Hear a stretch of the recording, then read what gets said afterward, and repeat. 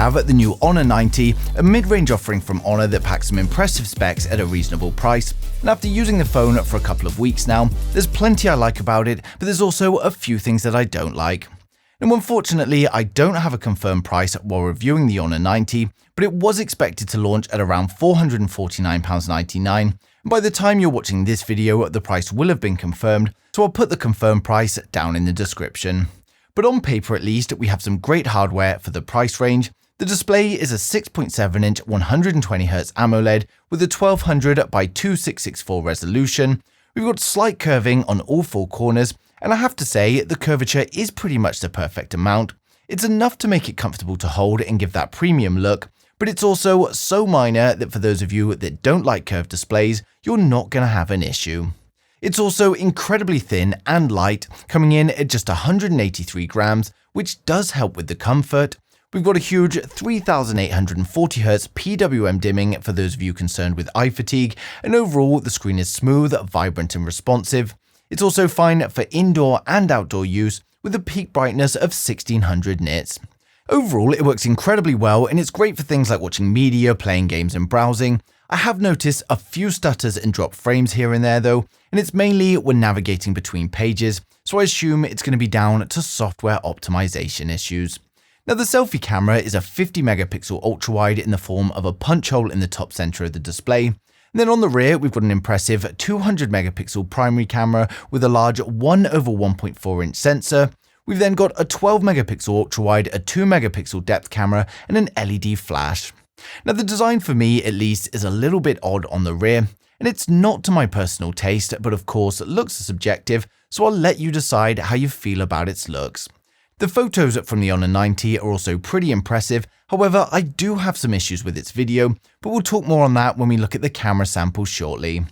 Now, under the hood, we've got the Snapdragon 7 Gen 1 Accelerated Edition, and this is a capable 4nm chipset. And then for those of you that care about synthetic benchmarks, it scores 1115 for single core, and then 3237 for multi-core in Geekbench 6. And then over on Wildlife GPU benchmark, we get an overall score of 3183 with an average FPS of 19, and this is reasonable for a mid-range phone.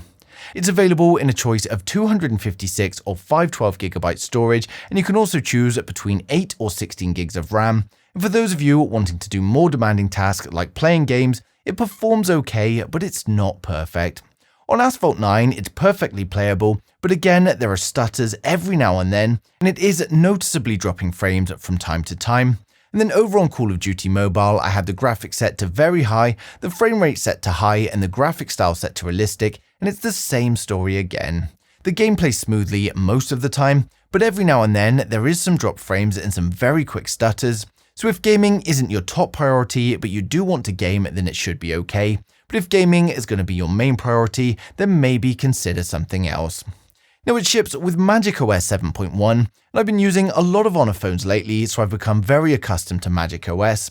It works well, and there's plenty of options for customization. You can customize things like the home screen or the always-on display, and there's also plenty of other useful features packed inside for things like screen recording, taking screenshots of a very long page, or even editing photos on your phone.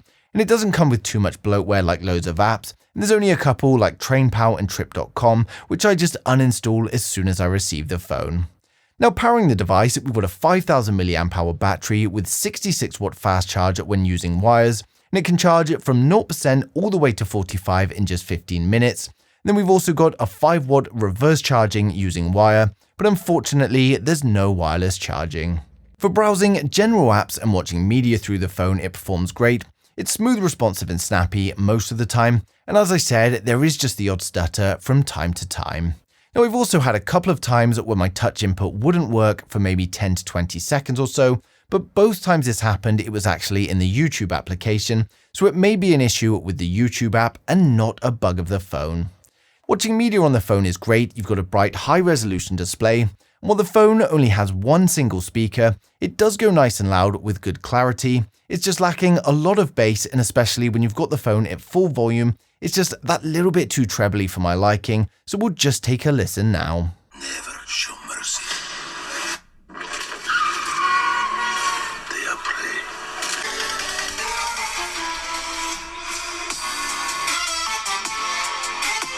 So now onto the camera performance, where I've got some good and some bad things to say.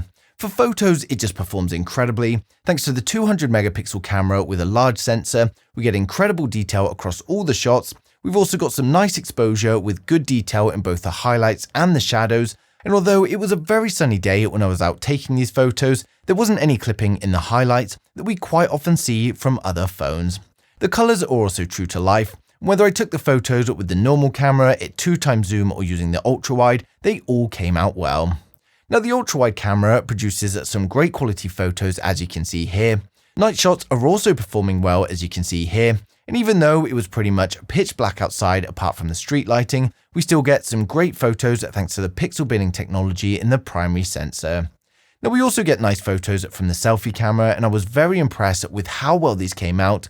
Then when it comes to portrait shots from the rear camera, they're pretty good, but they're nothing special. And as you can see here, there are a few minor mistakes with the edge detection. When it comes to the video, I was a little bit disappointed that with all cameras, if you want to record at 4K, you're restricted to 30 frames a second, and this isn't a decision from Honor. It's actually a restriction of the Snapdragon 7 Gen 1 chipset. Now personally, I do like 60 FPS recording, but I'm sure many of you do prefer to shoot in 30 anyway. And of course, if you drop to 1080p resolution, you can record at 60 frames a second, so we'll just take a look at the video samples. So this is the rear-facing camera in 4K. It's restricted to 30 frames a second, so you can't have 60 frames a second 4K. Again, it looks pretty good in the viewfinder, but we're gonna have to wait till I put it on the computer till I can comment on the stabilization. Do a slow pan. Obviously it's not going to be as smooth because we're restricted to 30 frames a second, but we'll see what it comes out like. So this is the video from the rear facing camera. We've got it at 1080p, which allows us to go to 60 frames a second. Looks pretty good in the viewfinder, and I am walking forward, so we're going to have to see what the stabilization turns out like on the computer. There's also a bit of noise with cars passing by, so we'll see how the phone deals with that. Just do a slow pan. And back the other way. So this is the performance you can expect. So this is the video from the front facing camera in 4K. If you've got it set to 4K mode, you are restricted to 30 frames a second and you can't have 60. But it looks pretty good in the viewfinder, so we're going to have to look at the computer and see how it comes out. Now I've dropped the selfie camera down to 1080p, but this allows us to have 60 frames a second. Again, it's looking pretty good in the viewfinder, but I'm gonna have to put it into the computer and we'll see how the finished result turns out.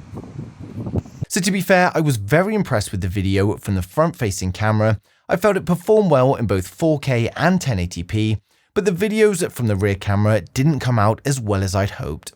The slow pan seems to struggle a little bit with focus, and there was also a bit of noise in there as well. But one thing that did impress me was the microphone quality, despite the wind and all of the cars passing by. Now after using this for a couple of weeks, I feel it's a good choice for a mid-range phone depending on your preferences. If you want a mid-range phone with a great display and you're mainly going to be taking photos, then it's a great choice. If you do a little bit of gaming, then it's also a good choice, but if you're a hardcore gamer, then it's probably not the best choice. And if videos are important to you, especially from the rear camera, then you may be better off with something else. So to summarize, I'd say the pros are the display, the battery, the camera, and the general overall performance. And cons, it would be video performance, lack of 4K 60 frames a second, the slight stutters from time to time, and then the single speaker isn't the best for media.